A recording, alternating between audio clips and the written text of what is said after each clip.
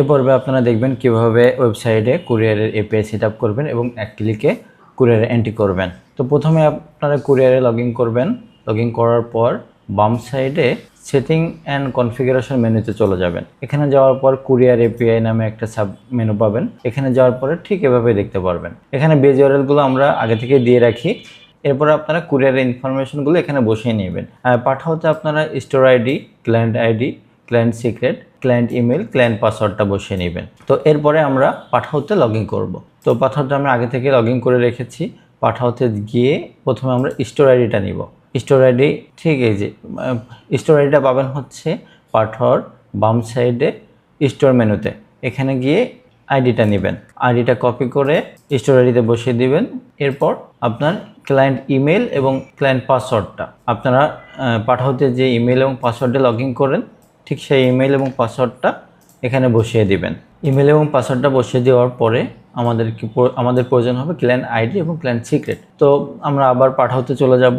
যাওয়ার পর ক্লিক করব। ডান পাশের উপরে আপনার প্রোফাইল থাকবে। এখানে ডেভেলপ এপিআই, এখানে ডেভেলপার এপিআই লেখা আছে। এখানে ক্লিক করব। ক্লিক করার পরে আমরা এখানে মার্চেন্ট এপিআই দেখতে পারবো। এখানে ক্লায়েন্ট আইডি এবং ক্লায়েন্ট সিক্রেট। আর যদি এরকম না থাকে তো এখানে একটা অপশন থাকবে জেনারেট এপিআই।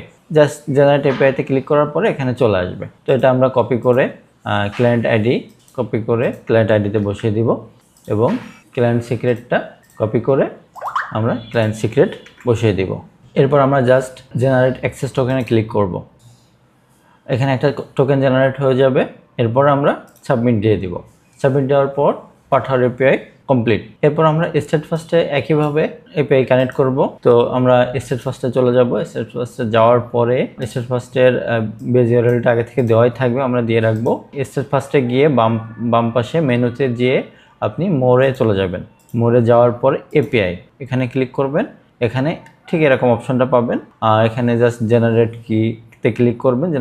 জেনারেট কিতে ক্লিক করার পরে এখানে এপিআই কি এবং সিক্রেট কিটা চলে আসবে। তো আমরা এপিআই কিটা কপি করব। কপি করে জাস্ট এখানে বসিয়ে দেবো, এপিআই কিতে বসিয়ে দিব। এরপর সিক্রেট কিটা একইভাবে কপি করে সিক্রেট কির স্থানে বসিয়ে দিব। বসিয়ে দেওয়ার পর আমরা সাবমিট করে দিব। সাবমিট করে দিলে ওকে হয়ে যাবে। মানে কুরিয়ার বসানো, এপিআই বসানো আমাদের কমপ্লিট। এরপর আমরা কিভাবে এক ক্লিকে এন্ট্রি দেওয়া যায় এটা একটু দেখে আসি। তো আমরা অর্ডার ম্যানেজমেন্টে চলে যাব। এখানে আমি আগে থেকে একটা অর্ডার করে রাখছিলাম যাতে সহজে দিতে পারি।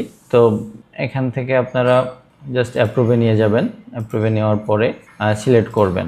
আপনারা যদি একটা নিতে চান তাহলে একটা সিলেক্ট করবেন। যদি এখানে 4, 5, 4টা 10টা থাকে তাহলে আমরা সবগুলো একসাথে সিলেক্ট করে নিতে পারবেন। নেওয়ার পরে জাস্ট এই অ্যাকশন বাটনে চলে যাবেন।